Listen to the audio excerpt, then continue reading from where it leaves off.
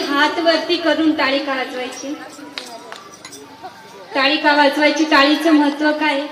कारण चमत्काराशिवाय नमस्कार नाही, फायद्याशिवाय आम्ही कोणती गोष्ट करत नाही. सत्य की मिथ्या? पण ही भजनातली टाळी लक्षात घ्या.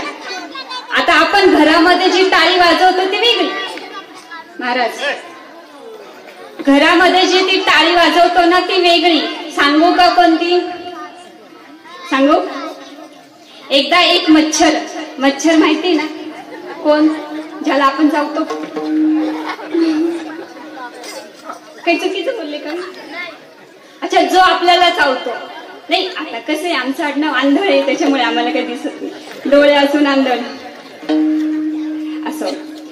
पण एकदा नवीन जन्मलेल्या मच्छराला त्याची आई उडायला शिकत असते. काय? उडायला शिकत असते.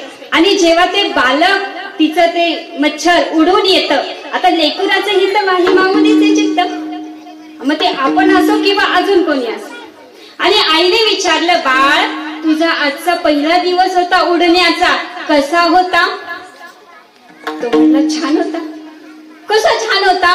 अगं आई, मी जिथे जिथे गेलो ना त्यांनी टाळ्या वाजून माझं स्वागत केलं.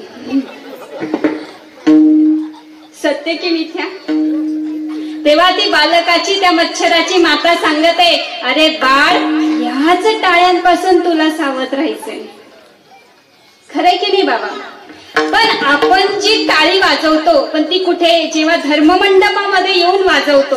ही भजनातली टाळी आहे. आणि ह्या टाळीचा फायदा असा आहे की भगवंताने ज्या 84 लाख योनी निर्माण केल्या आहेत, त्याच्यामधल्या ज्या सूक्ष्मातल्या सूक्ष्म योनी आहे, त्या योनीतून भगवंत आपली सुटका करून घेत असतो.